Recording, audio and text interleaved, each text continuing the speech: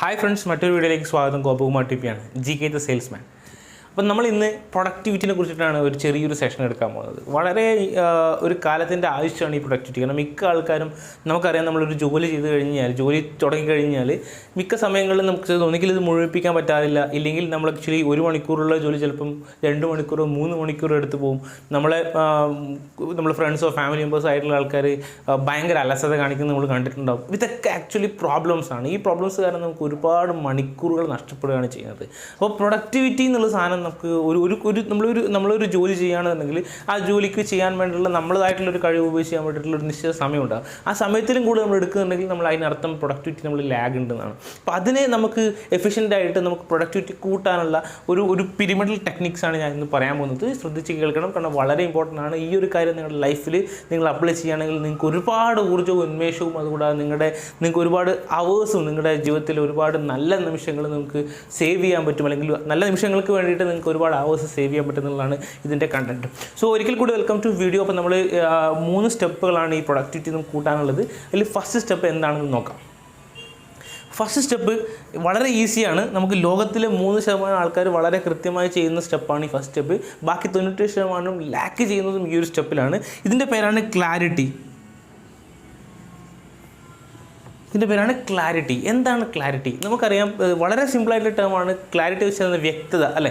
അപ്പം നമുക്ക് ഒരു സാധനം, ഒരു കാര്യം ചെയ്യണമെന്നുണ്ടെങ്കിൽ നമുക്ക് ആ ഒരു കാര്യത്തിനെ കുറിച്ചിട്ട് വളരെ വ്യക്തമായിട്ടുള്ള നോളജ് ഉണ്ടെങ്കിൽ എന്താണ് നടക്കുന്നത്, നമുക്ക് ഈ ഒരു സംഭവം ചെയ്ത് കഴിഞ്ഞാൽ എന്താണ് ഔട്ട്പുട്ട് കിട്ടുക, അല്ലെങ്കിൽ ഇത് ചെയ്യാൻ എത്ര സമയം വേണം, ഇത് ചെയ്ത് കഴിഞ്ഞാൽ എനിക്കുണ്ടാകുന്ന ബെനിഫിറ്റ് എന്താണ്, എൻ്റെ കമ്പനിക്ക് ഉണ്ടാകുന്ന ബെനിഫിറ്റ് എന്താണ്, എൻ്റെ ഫിനാൻഷ്യൽ സ്റ്റാറ്റസ് ഉണ്ടാകുന്ന ബെനിഫിറ്റ് എന്താണ്, അങ്ങനെയുള്ള കാര്യങ്ങളെക്കുറിച്ചിട്ടുള്ള, അല്ലെങ്കിൽ ഞാൻ ഈ ഒരു സംഭവത്തിലേക്ക് ഇൻവോൾവ് ചെയ്ത് കഴിഞ്ഞാൽ എന്തൊക്കെ ഗുണങ്ങളുണ്ടാവും, അങ്ങനെയുള്ള കാര്യങ്ങളൊക്കെ നമ്മുടെ മനസ്സിൽ തന്നെ നമ്മളൊരു ജോലി ചെയ്തതിന് മുമ്പ് നമുക്ക് വരികയാണെന്നുണ്ടെങ്കിൽ അതിനാണ് ക്ലാരിറ്റി എന്ന് പറയാം. അപ്പം ഈ ക്ലാരിറ്റി ഉള്ള ആൾക്കാർക്ക് വളരെ വളരെ ഫാസ്റ്റായിട്ട് ജീവിതത്തിൽ മുന്നേറാൻ പറ്റുന്നുള്ളതാണ് ഏറ്റവും വലിയ കാര്യം. ക്ലാരിറ്റി ഇല്ലെങ്കിലോ നമ്മൾ രാവിലെ എഴുന്നേക്കും, നമ്മൾ എന്ത് ചെയ്യണമെന്ന് അറിയില്ല, നമ്മൾ എന്തെങ്കിലും റാൻഡമായിട്ട് കാര്യങ്ങൾ ചെയ്യും, നമ്മൾ സമയം തള്ളി നീക്കും. അതിനുശേഷം at the end of the day നമ്മൾ ഒരു ദിവസം കൂടെ പോയി ഇനി ബാക്കി നാളെ നോക്കാമെന്ന് പറഞ്ഞിട്ട് ആ ദിവസവും വേസ്റ്റായി കളയുകയാണ് ചെയ്യുക. അപ്പോൾ ക്ലാരിറ്റിയാണ് നമ്മൾ ഫസ്റ്റ് സ്റ്റെപ്പ്. ഈ ക്ലാരിറ്റി ഉണ്ടാക്കാൻ വേണ്ടിയിട്ട് നമുക്കറിയാം, നമുക്ക് പെട്ടെന്ന് തന്നെ ഓവർ നൈറ്റിൽ നമുക്ക് ഇന്ന് തന്നെ എണീച്ചിട്ട് നമുക്ക് ജീവിതത്തെക്കുറിച്ച് ക്ലാരിറ്റി ഉണ്ടാക്കാൻ വെച്ച് നടക്കുന്ന കാര്യമില്ല. കാരണം നമ്മൾ ഒരുപാട് ക്ലട്ടേഡ് ആയിട്ടുള്ള അവസ്ഥകളിലായിരിക്കും ഉണ്ടാവുക. അപ്പോൾ ക്ലാരിറ്റി ഉണ്ടാക്കാനുള്ള വളരെ സിമ്പിളായിട്ടുള്ള സ്റ്റെപ്പാണ്. നമ്മൾ ഒരു ദിവസം എടുക്കുക. കാരണം നമുക്ക് ഒരു ദിവസം 2 ദിവസം 3 ദിവസം അങ്ങനെ കൂടി അതൊരാഴ്ചയായി മാറുന്നു, ആഴ്ച മാസമായി, മാസം വർഷമായിട്ട് മാറുന്നു, അല്ലേ? അപ്പോൾ നമ്മൾ ജീവിതത്തിൽ ഒരു ദിവസത്തിൽ നല്ല ക്ലാരിറ്റി ഉണ്ടാക്കാൻ പറ്റിക്കഴിഞ്ഞ് കഴിഞ്ഞാൽ അത് നിങ്ങൾ റിപ്പീറ്റഡായിട്ട് ചെയ്യുകയാണെന്നുണ്ടെങ്കിൽ നിങ്ങളുടെ മാസത്തിലും നിങ്ങളുടെ വർഷത്തിലും നല്ല ക്ലാരിറ്റി വരികയും ആ ക്ലാരിറ്റി നിങ്ങളുടെ ലൈഫിൽ വളരെയധികം പ്രൊഡക്ടിവിറ്റിയിൽ ഇമ്പ്രൂവ്മെൻറ്റ് ചെയ്യുകയും ചെയ്യും. എങ്ങനെയാണെന്ന് ഞാൻ പറയാം. ഇപ്പം ഞാൻ രാവിലെ എഴുന്നേൽക്കുകയാണെന്നുണ്ടെങ്കിൽ എനിക്ക് ഇന്ന് ചെയ്യാനുള്ള കാര്യങ്ങളെ കുറിച്ചിട്ടുള്ള വളരെ വ്യക്തമായിട്ടുള്ള ഒരു ധാരണ എനിക്കുണ്ടെങ്കിൽ എനിക്ക് ആക്ച്വലി ആ ഒരു ധാരണയിൽ നിന്ന് തന്നെ എനിക്ക് ഒരുപാട് സമയം സേവ് ചെയ്യാൻ പറ്റും. എക്സാമ്പിൾ പറഞ്ഞാൽ ഇന്നൊരു 2 മീറ്റിംഗ് അറ്റൻഡ് ചെയ്യണമെന്നുണ്ടെങ്കിൽ ആ മീറ്റിംഗ് ഞാൻ ഷെഡ്യൂൾ ചെയ്തിരിക്കുന്നത് രാവിലെ 10:00-ക്കും പിന്നെ 2:30-ക്കും ആണെന്നുണ്ടെങ്കിൽ അതിന് ശേഷമുള്ള സമയങ്ങളിൽ എനിക്ക് എന്തൊക്കെ ചെയ്യണമെന്ന് എനിക്കൊരു ഐഡിയ കിട്ടും. ശരിയല്ലേ? മറിച്ച് ഞാൻ രാവിലെ എഴുന്നേൽക്കുന്ന സമയത്ത് എനിക്ക് അതിനെക്കുറിച്ച് യാതൊരുവിധ ഐഡിയ ഇല്ലെങ്കിൽ ഞാൻ എന്ത് ചെയ്യും, മീറ്റിംഗ് ഉണ്ടാക്കുമായിരിക്കും എന്നൊക്കെ പറഞ്ഞിട്ട് ഞാൻ ഒരു ദിവസം ഫുൾ ആ മീറ്റിങ്ങിന് വേണ്ടി കളഞ്ഞു വരും. അപ്പോൾ അവിടെയാണ് ക്ലാരിറ്റി എന്ന് പറയുന്നത്. അതേപോലെ നമ്മൾ ക്ലാരിറ്റി ചെയ്യാൻ വേണ്ടിയിട്ടുള്ള സിമ്പിളായിട്ടുള്ള കാര്യം വെച്ചാൽ നമ്മൾ ജീവിതത്തിൽ നമ്മൾ രാത്രി കിടക്കുന്നതിന് മുമ്പ് അല്ലെങ്കിൽ രാവിലെ എഴുന്നേറ്റിട്ടോ നമ്മൾ ഇന്ന് ചെയ്യാൻ പോകുന്ന കാര്യങ്ങളെക്കുറിച്ചിട്ട് വളരെ കൃത്യമായിട്ട് ഒരു പെൻ ആൻഡ് പേപ്പറിൽ അല്ലെങ്കിൽ നിങ്ങളുടെ ഫോണിൽ എഴുതി വെക്കുക എന്നുള്ളതാണ് ഈ ക്ലാരിറ്റിയിൽ ഫസ്റ്റ് സ്റ്റെപ്പ് ചെയ്യാനുള്ളത്. ഇത് നിങ്ങൾ റിപ്പീറ്റഡ് ആയിട്ട് ചെയ്യുന്ന സമയത്ത് നിങ്ങൾക്ക് നിങ്ങളുടെ ലൈഫ് പാറ്റേണിനെ കുറിച്ചിട്ടും നിങ്ങളുടെ ഫിനാൻഷ്യൽ സ്റ്റാറ്റസിനെ കുറിച്ചിട്ടും നിങ്ങളുടെ ലേണിങ്ങിനെ കുറിച്ചിട്ടും, വിദ്യാർത്ഥികളാണെന്നുണ്ടെങ്കിൽ നിങ്ങൾക്ക് ആക്ച്വലി നിങ്ങൾക്ക് നിങ്ങളുടെ പഠനം ഏത് ലെവലിലാണെന്നുള്ള ക്ലാരിറ്റി കിട്ടിക്കഴിഞ്ഞാൽ നിങ്ങൾക്ക് അത് മുന്നോട്ട് കൊണ്ടുപോകാനുള്ള ഒരു പോസിറ്റീവായിട്ടുള്ള ഇത് കിട്ടും. പക്ഷെ അങ്ങനത്തെ സംഭവമേ ഇല്ല എന്നുണ്ടെങ്കിലോ ഡെയിലി പോയിരിക്കും, ഉറക്കം തൂങ്ങി തിരിച്ച് ക്ലാസ്സിലേക്ക് വരും. ഇതാണ് അവസ്ഥ. അപ്പോൾ ക്ലാരിറ്റിയാണ് നമ്മൾ ഫസ്റ്റ് ആയിട്ടുള്ള ഇമ്പോർട്ടൻ്റ് ആയിട്ടുള്ള കാര്യം.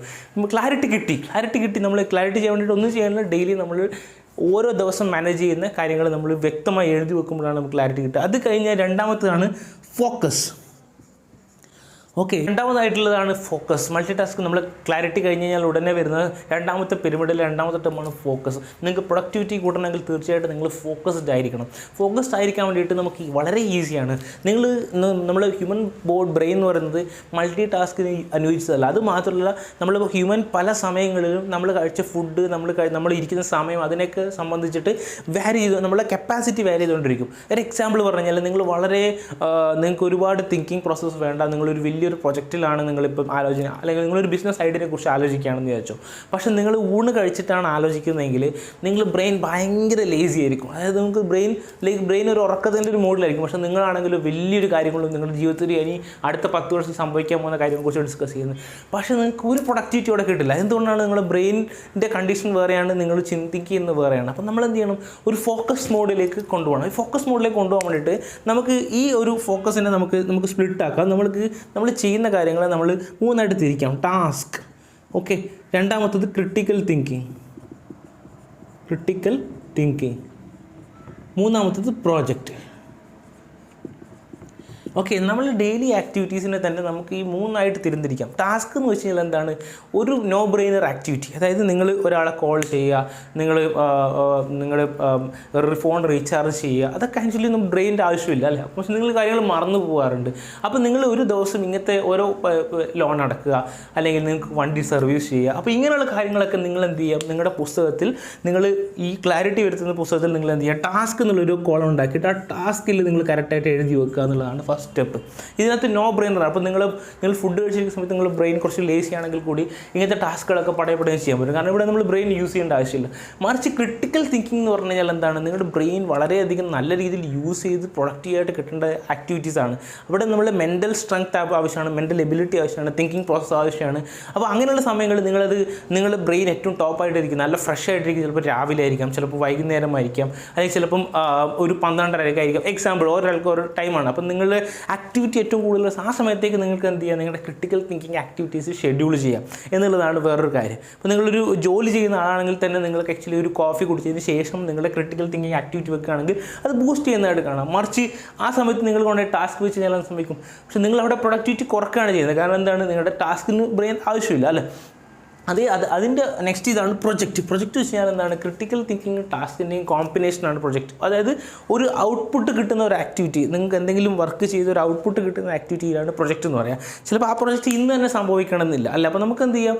ഇപ്പം നിങ്ങൾക്ക് ഒരു ദിവസം ഉണ്ടെങ്കിൽ, ഒരു ഫുൾ ഡേ ഉണ്ടെങ്കിൽ, നിങ്ങൾ അതിനകത്ത് കുറച്ച് സമയം ടാസ്കിലേക്ക് മാറ്റി വെച്ചു, കുറച്ച് കാര്യങ്ങൾ ക്രിട്ടിക്കൽ തിങ്കിങ് നിങ്ങളുടെ ആ ഒരു ദിവസത്തെ പ്രോസസ്സ് നടക്കാൻ വേണ്ടിയിട്ടുള്ള ആക്ടിവിറ്റീസ് വെച്ചു.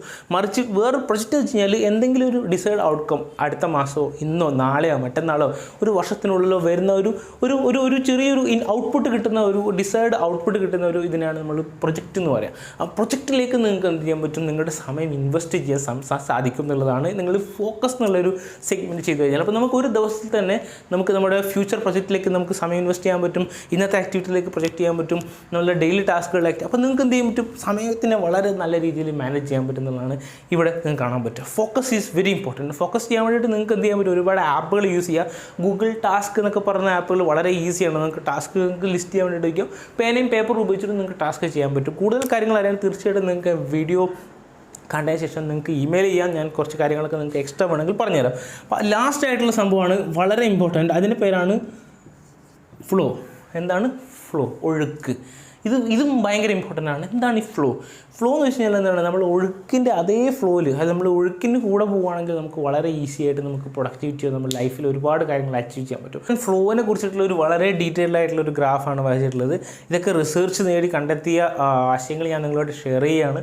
അപ്പം ഇവിടെ നോക്കുക, ഇവിടെ എക്സ് ആക്സിസിൽ സ്കിൽസാണ് ഉള്ളത്, വൈ ആക്സിസിൽ ചാലഞ്ചസ് ആണ് ഉള്ളത്. എക്സ് ആക്സിസിൽ സ്കിൽസും വൈ ആക്സിസ് ചാലഞ്ചാണ് ഉള്ളത്. അപ്പം നിങ്ങളൊരു ജോലിയിൽ കയറി ആ ജോലിയിൽ നിങ്ങൾക്ക് ആക്ച്വലി നിങ്ങൾക്ക് തന്ന ചാലഞ്ച് ഭയങ്കര കൂടുതലും നിങ്ങളുടെ സ്കിൽസ് ഭയങ്കര കുറവാണെങ്കിൽ നിങ്ങളത് സംഭവിക്കും. ഈ ഒരു സ്റ്റേജിലായിരിക്കും ഉണ്ടാവും അല്ലേ. അപ്പോൾ നമുക്ക് പെട്ടെന്ന് ടെൻഷൻ ആവും, നിങ്ങൾക്ക് വിറയൽ വരും, നിങ്ങൾക്ക് എന്താ ചെയ്യേണ്ടതെന്ന് അറിയില്ല. ഈ ഒരു സ്റ്റേജിലാണ് ആങ്സൈറ്റി എന്ന് പറയുക. അപ്പോൾ നിങ്ങൾ ആങ്സൈറ്റി ഉണ്ടെങ്കിൽ നിങ്ങളുടെ പ്രൊഡക്ടിവിറ്റി ഭയങ്കരമായിട്ട് കുറയും. അപ്പോൾ നിങ്ങൾ എന്ത് ശ്രദ്ധിക്കേണ്ടത്? നിങ്ങൾ ഇത് മാറ്റാൻ എന്ത് ചെയ്യണം? നിങ്ങളുടെ സ്കിൽസ് കൂട്ടുക എന്നുള്ളതാണ് ചെയ്യേണ്ടത്. മറിച്ച് നിങ്ങൾ ഭയങ്കര ഹെവിലി സ്കിൽഡാണ്, പക്ഷേ നിങ്ങൾക്ക് നിങ്ങളുടെ സ്കില്ലിനെ യൂസ് ചെയ്യുന്ന ടൈപ്പുള്ള ജോബല്ല നിങ്ങൾക്ക് കിട്ടിയിട്ടുള്ളത്, അല്ലെങ്കിൽ നിങ്ങൾ വർക്കല്ല ചെയ്യുന്നത്. അപ്പോൾ എന്ത് സംഭവിക്കും? ഓട്ടോമാറ്റിക്കലി നിങ്ങളുടെ ചാലഞ്ചസ് ഭയങ്കര കുറവായിരിക്കും, നിങ്ങളുടെ സ്കിൽസ് ഈ ലെവലിലാണ് ഉള്ളത്. അപ്പോൾ നിങ്ങൾക്ക് എന്ത് ചെയ്യും? ഈ ജോലിനെ കുറിച്ചിട്ട് ബോറടിക്കാൻ തുടങ്ങും. ഇവിടെയാണ് നമ്മൾ ഫ്ലോ ചിന്തിക്കേണ്ടത്. ഫ്ലോ എന്ത് സംഭവിക്കും? ഫ്ലോ ഇപ്പോൾ നിങ്ങൾ ഈ ഒരു പൊസിഷനിലാണെങ്കിൽ നിങ്ങൾ എന്ത് ചെയ്യും? നിങ്ങളുടെ സ്കിൽസും ഹൈ ആണ്, നിങ്ങളുടെ ചാലഞ്ചസും ഹൈ ആണ്. അപ്പോൾ നിങ്ങൾ എന്ത് ചെയ്യും? ആ ഒരു ഫ്ലോയിൽ നിങ്ങൾ മുന്നോട്ട് പോകും. അപ്പോൾ നിങ്ങൾക്ക് ബാലൻസ് ഭയങ്കര ഇമ്പോർട്ടൻ്റ് ആണ്. അപ്പോൾ നിങ്ങൾ ചെയ്ത ഡെയിലി ആക്ടിവിറ്റീസിനകത്ത് ഈ ഫ്ലോ കണ്ടെത്താൻ ശ്രമിക്കുക എന്നുള്ളതാണ് ഏറ്റവും ഇമ്പോർട്ടൻ്റ് ആയിട്ടുള്ള കാര്യം. ഈ ഒരു 3 കാര്യങ്ങൾ നിങ്ങൾ ചെയ്ത് കഴിഞ്ഞ് കഴിഞ്ഞാൽ തീർച്ചയായിട്ടും നിങ്ങളുടെ ലൈഫിൽ ഒരുപാട് ഹവേഴ്സുകൾ നിങ്ങൾക്ക് സേവ് ചെയ്യാൻ പറ്റും. നിങ്ങളുടെ ലൈഫിൽ ഓരോ ദിവസങ്ങളും നിങ്ങൾക്ക് വളരെ മനോഹരമാക്കി മാറ്റാൻ പറ്റും. ആ മനോഹരമാക്കി മാറ്റി കഴിഞ്ഞാൽ നിങ്ങൾക്ക് എന്ത് ചെയ്യാൻ പറ്റും, ഒരുപാട് ഫ്രീ ടൈമുകൾ കിട്ടും. അതുമാത്രമല്ല നിങ്ങൾക്ക് നിങ്ങളുടെ ലൈഫിൽ എന്തെങ്കിലും അക്കംപ്ലിഷ് ചെയ്യുന്നുള്ളൊരു തിങ്കിങ് പ്രോസസ്സും കാര്യങ്ങളൊക്കെ വരും. അപ്പോൾ ബിസിനസ് ചെയ്യുന്ന ആൾക്കാർക്ക് മാത്രമല്ല, ഈ വീഡിയോ കാണുന്ന എല്ലാ ആൾക്കാർക്കും വളരെ വളരെ ഇമ്പോർട്ടൻ്റ് ആയിട്ടുള്ള വളരെ പ്രീഷ്യസ് ആയിട്ടുള്ള ഇൻഫർമേഷനാണ് ഷെയർ ചെയ്തത്. തീർച്ചയായിട്ടും നിങ്ങൾക്ക് ഇഷ്ടപ്പെട്ടെങ്കിൽ ഷെയർ ചെയ്യാൻ മറക്കരുത്. അതുകൂടാതെ വീഡിയോ ഇഷ്ടപ്പെട്ടെങ്കിൽ ലൈക്ക് ചെയ്യാനും മറക്കരുത്, സബ്സ്ക്രൈബ് ചെയ്യാനും മറക്കരുത്. ഇനിയും ഇതുപോലുള്ള അടിപൊളി ഇന്നോവേറ്റീവ് ആയിട്ടുള്ള വീഡിയോ ആയിട്ട് വരുന്നവരെ നന്ദി, നമസ്കാരം.